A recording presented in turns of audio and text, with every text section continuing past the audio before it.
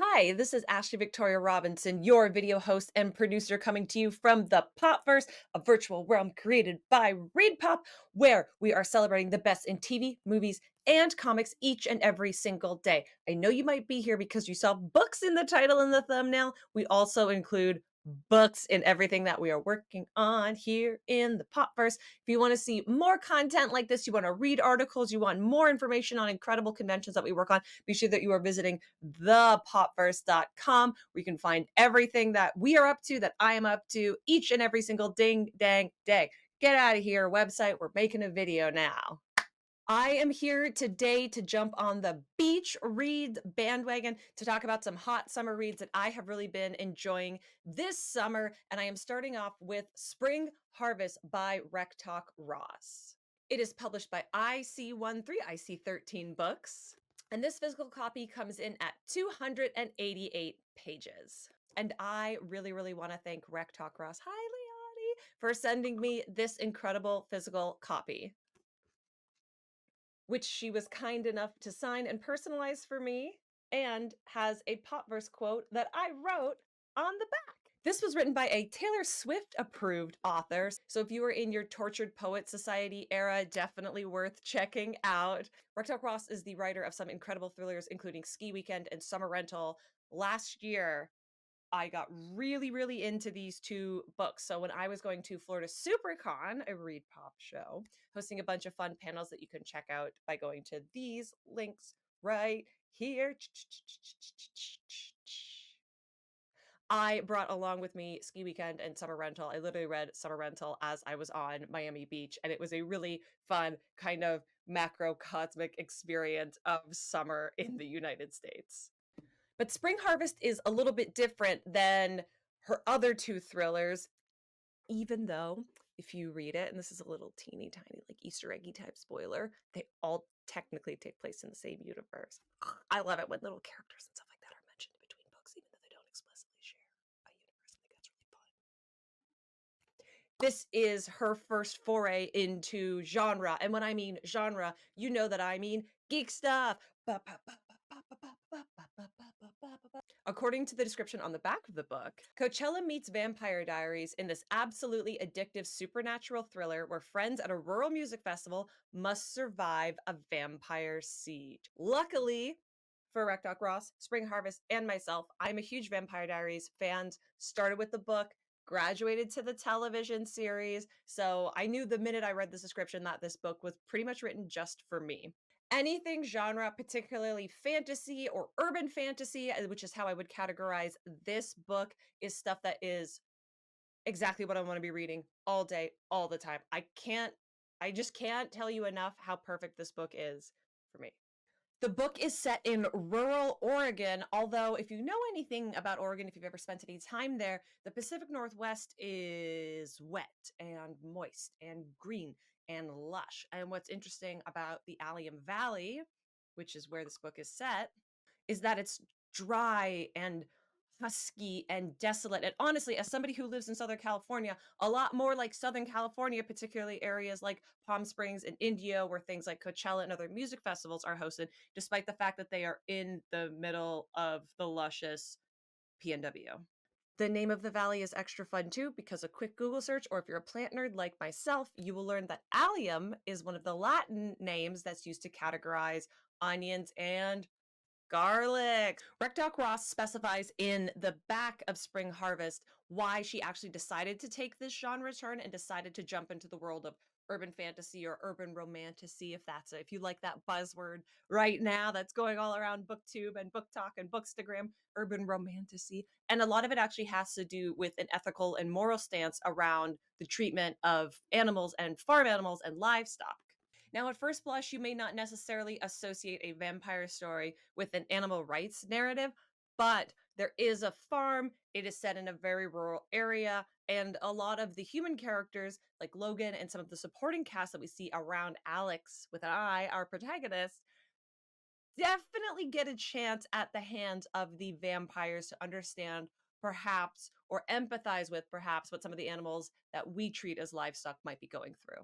Garlic Groove Music Festival, it really does seem like some of the traits of toxic friendships and toxic femininity and toxic female friendships that are carried over from Summer Rental are alive and well in Spring Harvest. Alex Summerlin, our POV character, is beautiful. She knows it, and she's kind of nasty. She's really hard. Something that I actually really, really like about Rektok Ross books are that the female protagonist is very, very strong and very, very capable. They often start out in a position where they don't necessarily know how strong and capable they are, and then through the plot and events that would categorize these stories as thrillers, they really come into their power and their autonomy, and they come into their own. They all have a really, really nice character arc, kind of from damsel to heroine who saves herself. Alex, thus far at the beginning of Spring Harvest, is the least likable. I'm so sorry, but like in the opening pages, I was like, "Whoo, girl, it is hard to root for you." Her her sort of best quality is that she really, really loves her best friend. She would do anything for her, but she's really, really self-centered. She's very, very image-driven, and when she comes across Kade, tall, dark, handsome, oh, think Damon Salvatore, yes, comes into the picture. Alex is faced with adversity for the first time in her public life, even though she has had a struggle in her past, which is really, really moving. When we get to that narratively, Kade is really what brings out some of her power and her strength and her autonomy. Kade also, to his credit, is not a creeper, is not a bad person, and tries to tell Alex that she should leave, that something bad might be going on. But Alex, being a stubborn young woman, just doesn't listen to him. In less than 100 pages, Alex, Kade, and Co. are on the run from vampires. They're slowly unraveling the mystery of what is happening. What type of vampires are they? What works against these vampires? And how they're going to be able to survive the day. Slight spoiler, a bunch of people die. If you have read any Rektok Ross, you know bodies are gonna hit the floor. Hardly any characters ever make it out of the books alive, and let me tell you, friends, Spring Harvest, she's no different. The narrative eventually gets whittled down until it's just Alex and Kade, and they're not getting as close and as intimate as you might have thought at first blush. I know I call this romantasy. I know I'm evoking things like Akatar for you, or Fourth Wing, which involve a certain level of intimacy, and that is not this book. Kate is very much keeping Alex at length. And when Alex eventually unspools the secret of his identity and his history and his family's wealth in the Allium Valley, you'll come to realize why. I didn't reference David Salvatore for nothing. I think The Vampire Diaries is one of those series that kind of follows that fated mate type story. Definitely talking about the books right now, by the way, not the TV show where we flip flop between brothers. You know immediately from the beginning what is going to happen. You know what's coming for Elena and Stefan. Everything basically falls into place in a really satisfying, tropey way. And tropes aren't always a bad thing. Tropes exist for a reason. That's why they're called tropes. That's why we love them. They're familiar. They give us a warm, fuzzy feeling. But I admire that in Spring Harvest, Kate and Alex don't follow that. In fact, when Alex discovers that some of her friends and her ex-boyfriend Logan, I really like Logan, okay? I was rooting for Logan. When Alex discovers that they're still alive and being held by these vampires, Alex really actualizes, comes into her strength, trains, ups her game, and decides that she is going to do her best to save her friends or die trying, because at this point, those are sort of the only two options, instead of staying in relative safety where she and Kate have been secluded post an injury for her. Kade, flipping the script, doesn't support her. And Alex is very much left alone in the world, a physical representation of how she has been feeling internally since we met her. She was kind of a nasty, mean girl at the beginning of the book. Alex goes to incredibly extreme lengths. She puts herself in mortal danger. She gets physically injured again. She almost dies for the only three people that she still knows. One of them turns out to be a betrayer. Don't worry, it's okay. It's not my beloved Logan. It's okay. There is a moment where we get to the zenith in the plot where Alex is trying to save her friends. She's been captured. She's failed. Things get particularly dire, where in your brain you can kind of hear the 1812 overture playing. And I won't go so far as to call it a Deus Ex Machina because it is not that convenient, but someone does show up. Someone does help. I will tell you, by the end of the book, Alix and Kade do not explicitly wind up together. That is another subversion of the female human male vampire love story that we've seen ad nauseum from Dracula onward. I like that we decide that it is a happy ending. Not everything goes completely to poop, but it's not a romantic happy ending.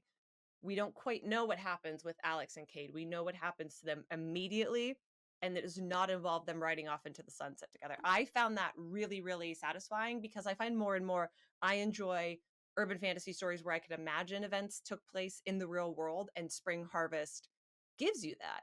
And life isn't always happy. So if we had life plus murdering vampires, what would why would we be so naive as to think that things would end happily in the real world? Okay, so I admitted to you at the start of this video that I'm a fan. I have read Ski Weekend. I have read Summer Rental. I have read Spring Harvest. I'm anticipating next year I will read something set in the autumn because even though Ski Weekend is called Ski Weekend, it's winter, summer, spring. We only have autumn left. Autumn is my favorite season. Leonie, I'm begging you, please give me an autumn book next year. I really need it. I need it. I just need it to be so great. Thank you so much. Mwah. And even though, as I mentioned, Spring Harvest was given to me, I definitely would have bought this book. The cover price is $17.99 US, $24.99 Canadian. I think for this story, it is absolutely worth it. Super, super fun. There are digital copies that you can get slightly cheaper.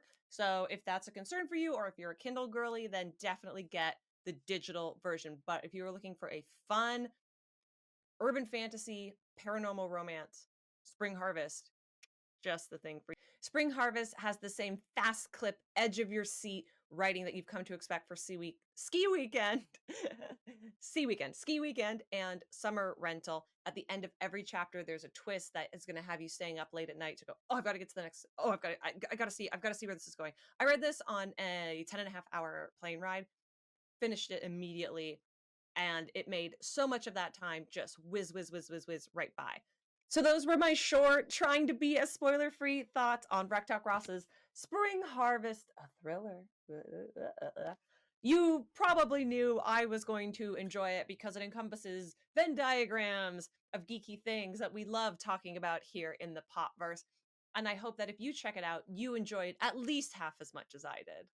If you have checked out Spring Harvest or are thinking about checking out Spring Harvest, or you like Rektok Ross's other books, or you want to make other recommendations that we talk about here, genre fiction, vampire fiction, or otherwise, we would love to see your comments right down there, right in the comment section below. If you want to see more from me, more about books, more about Rektok Ross, more about all things geeky, why not click that subscribe button while you're down there? Click the little bell so you never miss a ding dang thing that we are getting up to here in the Popverse. I have been Ashley Victoria Robinson, your video host and producer and bookish gal here in the Popverse. If you want to see more like this, you can also go over to thepopverse.com, where we are celebrating the best in TV, movies, and comics and books each and every single ding dang day. Thank you so much for joining us for some vampire-fueled fiction talk, and I will see you next time.